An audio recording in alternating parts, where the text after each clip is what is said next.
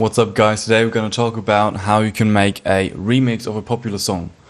Or an unpopular song, if you feel so inclined. I've just made a remix of My House by Flo Rida. It's on my SoundCloud, just first link in the description. Go ahead and check it out and leave a comment.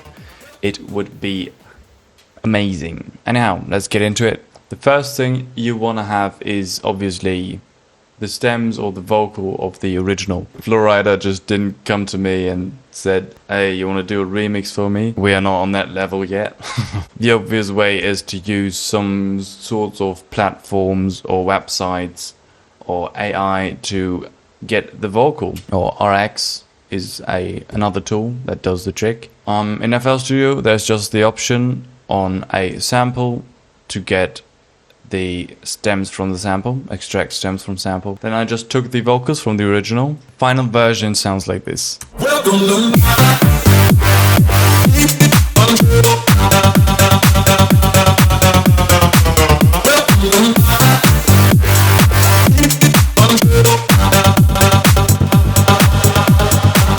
First thing were these little, I hope you can hear them, just for some rhythm. After that, I thought like the main thing in the song is the piano that makes do do do do bum ba, you know? So I just created a bass line which imitates that.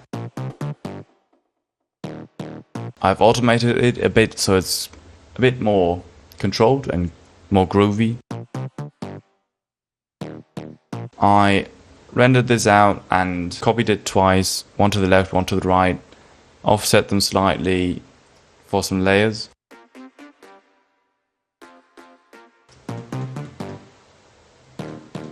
Then we have a one shot that's just panning around.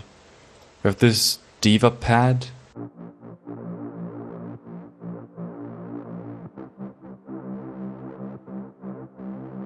I took out the pad every time the bass hits, so it makes space for the bass. Space for the bass. Should be a mixing chords or something. In the second half, I have some percussion. The vocal is always and then there's a break. So we want to fill that gap with some clocks and things. And we have some small snaps. Really hard to hear, but it just is a bit of groove. I have this percussion, which is basically just the rhythm of the vocal to support the rhythm. Another pad, I think. Altogether, it sounds like this. Make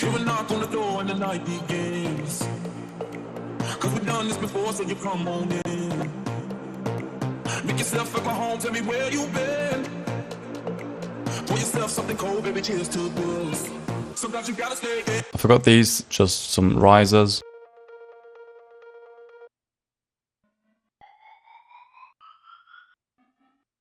Here I've automated the echo boy on the vocal, just a simple ping pong delay. So it's only in the breaks. This is the input gain of the echo boy, so just one word gets fed into the delay. This is the mix, so it's just in the second half.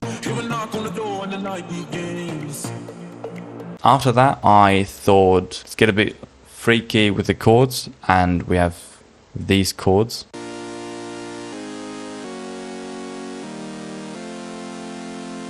Because he sings something different, just to transition into the build-up, I have the bass goes with the chords. Then some things, I don't know what they are, some sweeps. I automated the filter cutoff on the chords.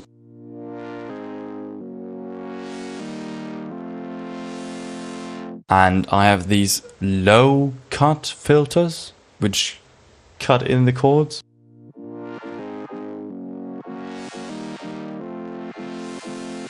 Then we have this. Sometimes you gotta stay in, and you know where I live. Yeah, you know what we is. Sometimes you gotta stay. Right, then we come to the chorus of the original song. Welcome to my house. But I thought it would be too stale just going into the drop. So I've made this little pre-chorus part with it, where the tension rises and you just feel the summer and want to get outside. Yeah, it's just nostalgic summer vibes, I guess. I have the bass thing over and over again. This cowbell, which is pitching up. The chords from before. Just these strings, diva stuff, and some session horns, I think. Yes, this string sample, just to give it some drive, claps.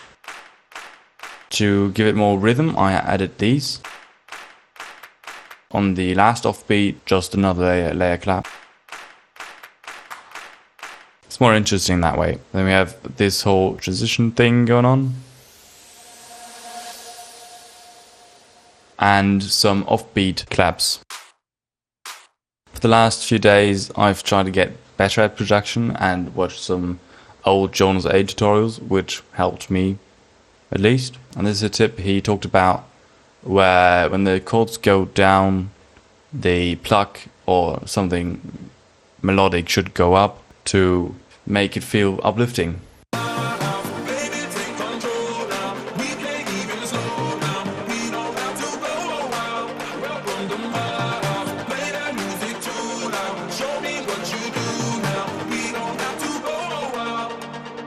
There's just 4 bars of build-up. Here we are staying on the same chord, this pad, snares, riser. The chords are just the last one. A kick, filtered up. The bass thing I made in the drop, just filtered. We'll get to that later. I've also automated the volume and filter cutoff of like the chords and pluck, so it just goes down for a bit and then comes back up for the job.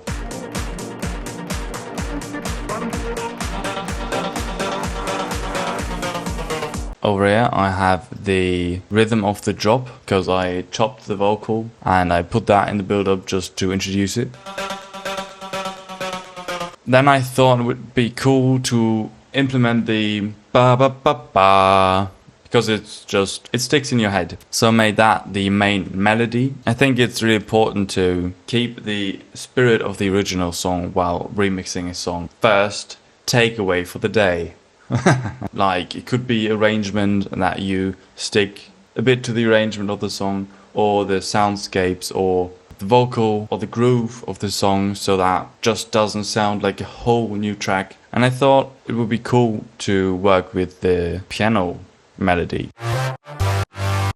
That is bass sample, then some session horns, this lead thing, a sub, just basic sine wave sub. This? What the hell is this? Some white noise, a simple layer with some source. Together we have this. With the kickstart automated so that the third note would be a bit accentuated. Because I thought the third note lacks a bit of that transient. Balance automation on the group just to control it. I layered it with some kicks for more attack. I then took the main vocal and chopped it up and pitched it so we get this. Basically the same melody, this bass layer. Just on a long note to make it more gritty. And on that we have this. A kick with a noise kick on top. It's really hard to hear. Makes it more analog. This is another tip of Jonas Aiden, where you would make the first clap a bit longer than the second clap for more groove, so that it's always. It's subtle, but it actually makes a difference. I have a simple like hip hop hi-hat and a wide hi-hat. This is just in the background to accentuate like some parts. Some reverses with an LFO on the panning, some simple white noise in the beginning. These percussions are just to accentuate like rhythms of the vocal or the melody, or to glue stuff together, and I think it works pretty well. Then we have a ride.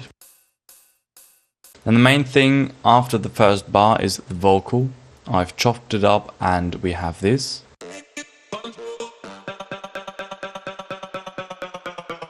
And this is also the side chain and this stuff, so it gets this distorted. You may ask, what is on the vocal right here? Decapitator, a lot, some reverb and sidechain, and that together is this harsh thing. And then the second part is like this. That's gonna be different in the next project. The vocal gets layered by the bass.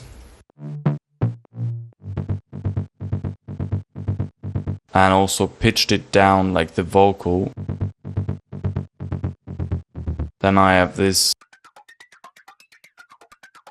on the 16th right here, just to make it unique. Reverses. In the second part we have this percussion loop going on.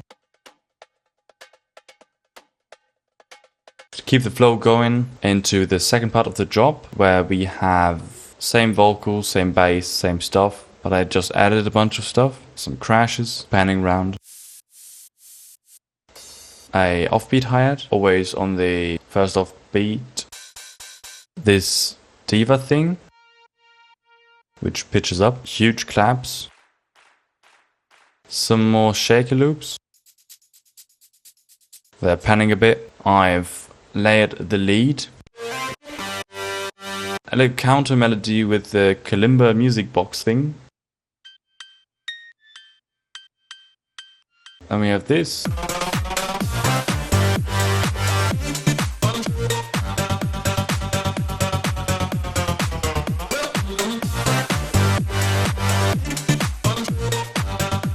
Then we have to go into the second project. That's another trick from Jonas Aiden, I think, to just bounce stems and go into another project. It's always bothered me because it was like triggering every perfectionism cell in my body. But I've tried it and it works. Because I think don't let your perfectionism, don't let it be in control. As you can see here, just all the stems from the project we were just in. Some are a bit modified so that I took parts out, like here, or I even made another volume automation for the drop. But the biggest thing I've changed in the vocal, at least, is the second part. The first part is the same. Second part is different. I've chopped up the sample. Here you can just like sample your own song from before. If you have the stems, got me to this, which I really like.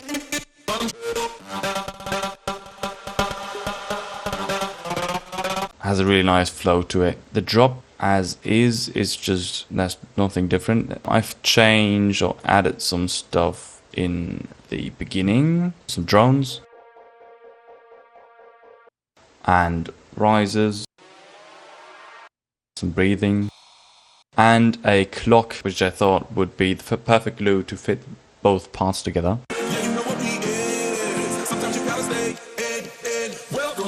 This is just panning around and pitching down. Then we have some fills right here for this part. I added some more chords just to layer it.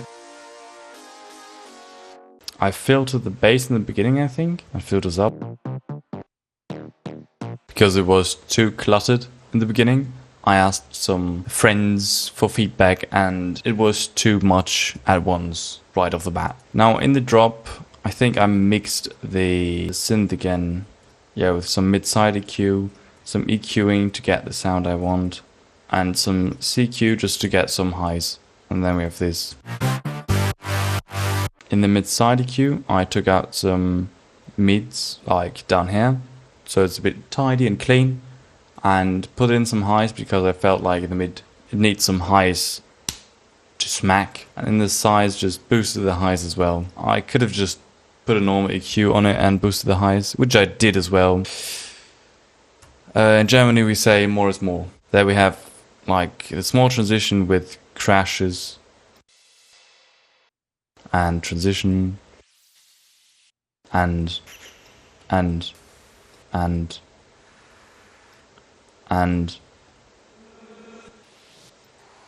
half of this can't hear this.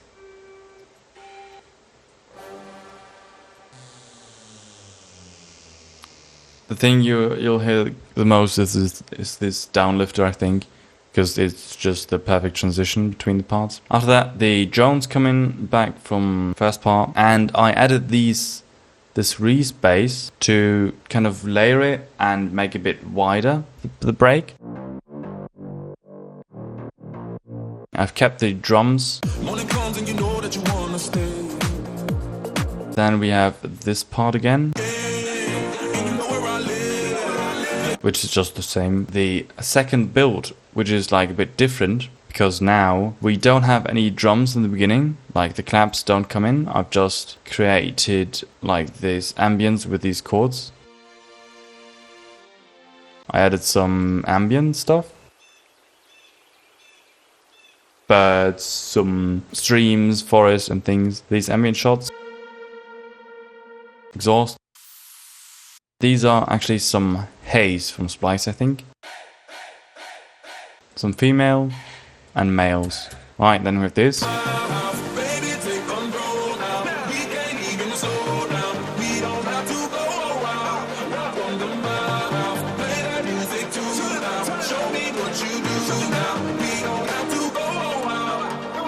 Right, then we have the build up again. That's basically the same. And the drop again. This time I figured I'd just leave the vocal as it is and filter the melody we had in the first drop. Yeah, there's gonna be rapping and more flow going on.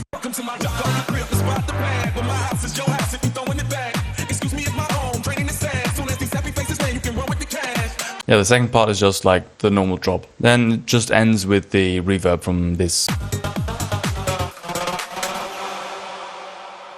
And that's it. The main takeaways from this are, I think, keeping the spirit of the original song. Second thing is make it unique. I'm not quite a fan of these like remixes where you have vocal or even the original song and then just some kick jump pounding under it for the floor. It's also fine, but I like it if it's more unique, if it's something creative with the vocal or melodically. And the third thing is arrangement, which is really important. I'm not quite sure if I have like an arrangement technique for every remix. I think it depends on the song. If you feel like the song is, or the remix at the drop should be there quicker, then you can just cut things out or just work with a section of the original song, almost sampling the song. But if you feel like it's too rushed, then just implement stuff like I did with the chorus part here before the drop, which I think is really nice to lift up the energy, make it uplifting and feel so summer nostalgic-y, if you know what I mean. This arrangement I quite like because it's following the original arrangement, which gets us to the first point again. Keep it close to the original. Tell me if you like this concept of me just showing you something I did. If you're interested in the mastering process of this song, just tell me in the comments and I'll make a video on the mastering as well. Like, subscribe, have a good one and goodbye.